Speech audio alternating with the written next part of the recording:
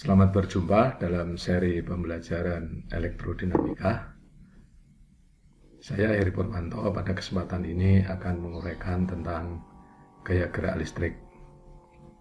Kita telah mengenal petir, yaitu loncatan muatan listrik yang membelah udara. Muatan listrik yang bergerak dengan kecepatan tinggi berinteraksi dengan partikel-partikel udara, terlihat kilatan cahaya dan terdengar suara guntur. Bahkan apabila petir tersebut mengenai pohon atau bangunan, maka pohon dan bangunan tersebut dapat terbakar. Mengapa terjadi loncatan listrik dari awan ke awan atau dari awan ke bumi dan sebaliknya?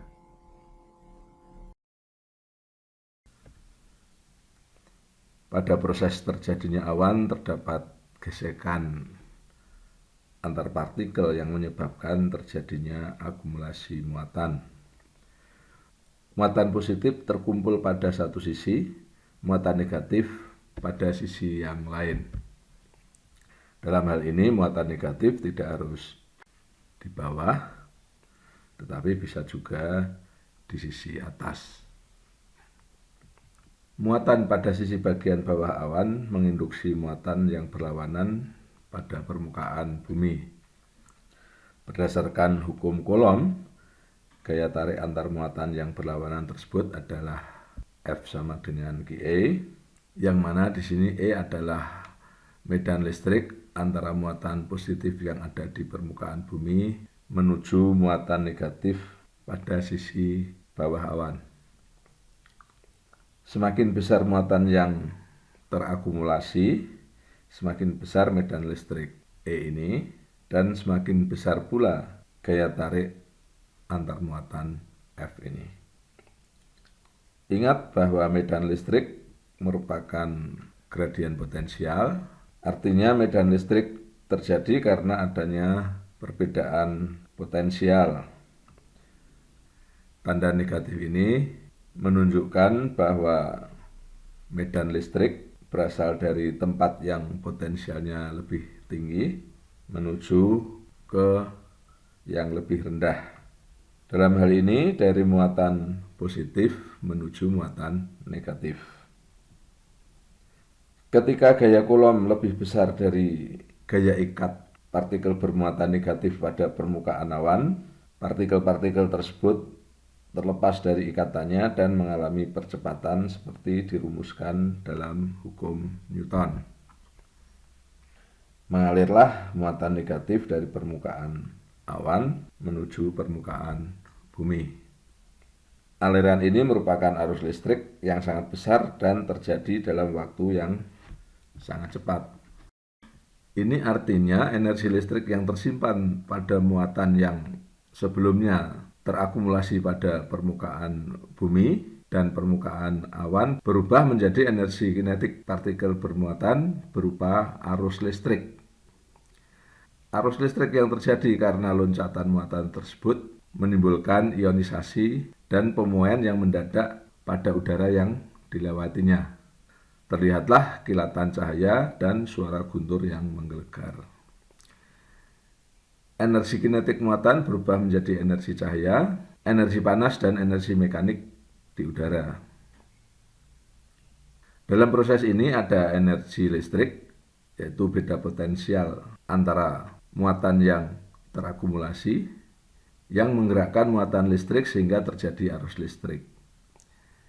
Energi yang dibawa arus listrik bisa berubah menjadi berbagai bentuk energi pada media yang dilewatinya. Dalam hal ini adalah udara. Beda potensial itulah yang kemudian dikenal dengan GGL.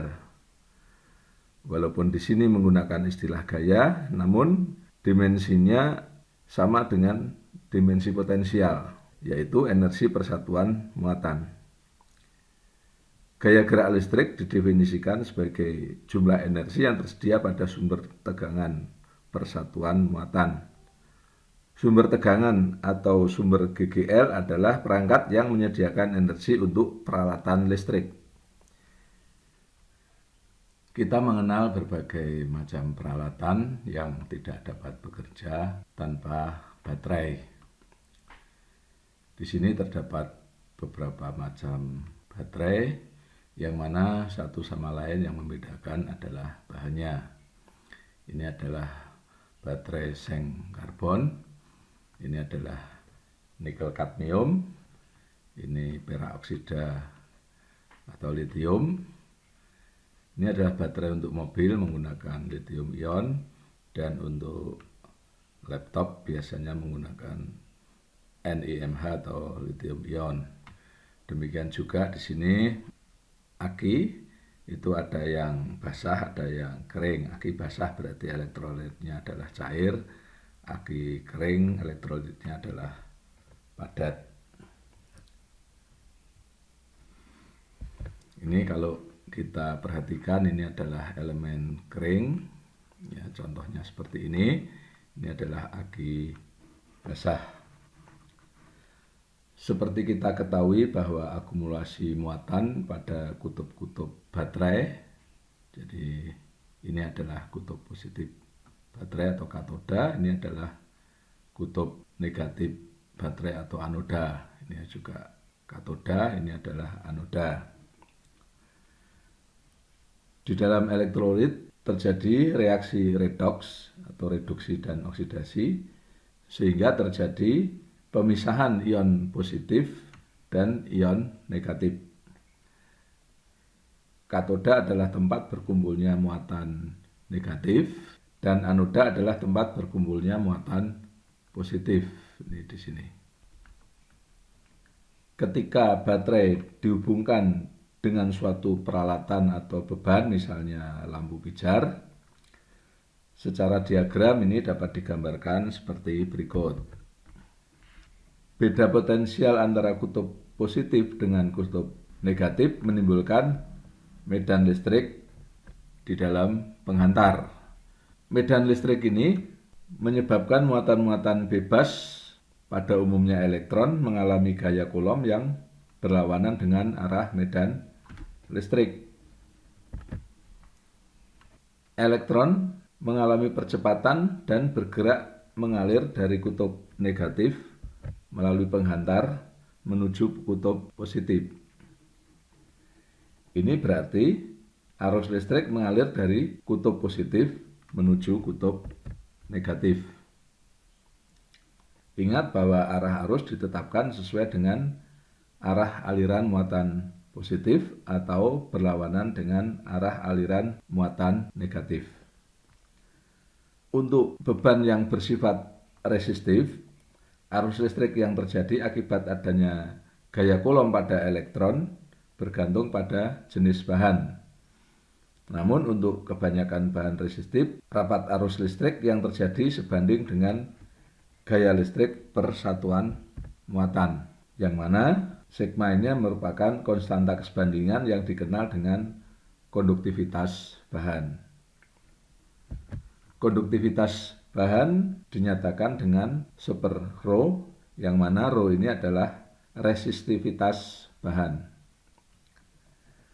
Dalam sistem elektromagnetik, gaya pada muatan meliputi gaya Coulomb dan gaya Lorentz, sehingga F dapat dinyatakan seperti berikut, yang mana ini adalah gaya persatuan muatan. Dengan demikian, rapat arus dapat dinyatakan dengan perumusan seperti ini. Akan tetapi pada umumnya, kecepatan muatan ini relatif kecil, sehingga gaya Lorentz ini jauh lebih kecil dari gaya Coulomb ini. Dengan demikian, rapat arus sebanding dengan medan listrik E. Perumusan ini dikenal dengan hukum Ohm. Sebagai konsekuensi dari perumusan hukum Ohm ini, beda potensial pada setiap bahan resistif dapat dinyatakan dengan V sama dengan I kali R. Demikian uraian bagaimana sumber tegangan menggerakkan muatan listrik pada suatu beban.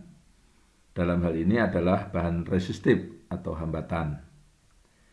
Energi yang terdisipasi pada bahan resistif tersebut dapat dimanfaatkan untuk menghasilkan nyala pada lampu pijar atau juga energi panas pada alat pemanas misalnya. Kembali pada baterai, baterai ada yang sekali pakai ataupun dapat diisi ulang.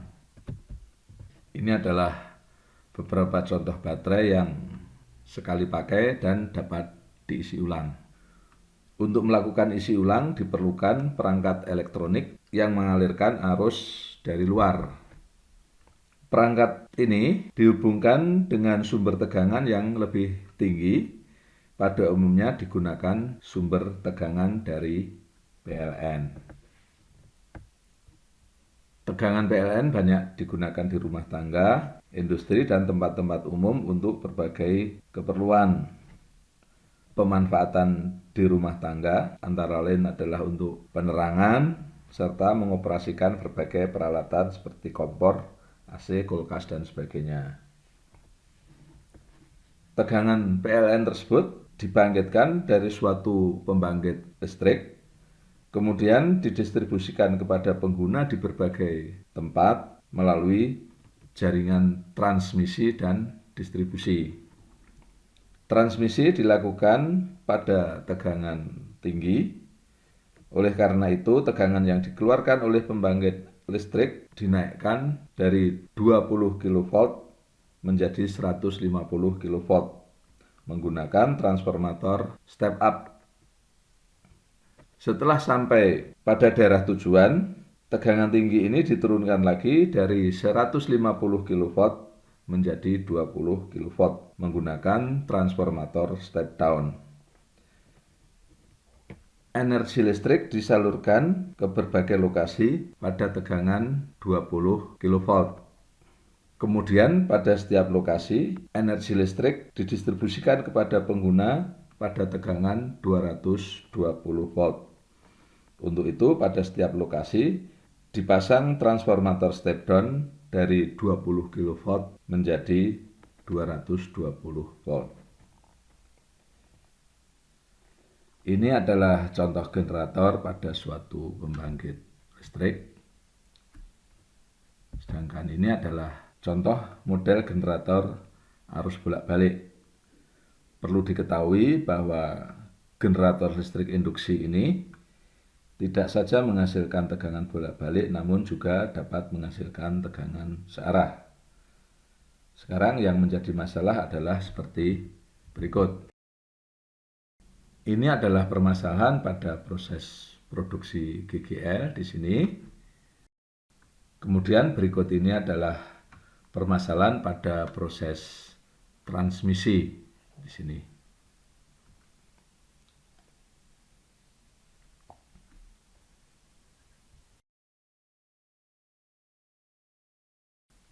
Demikian uraian tentang gaya gerak listrik.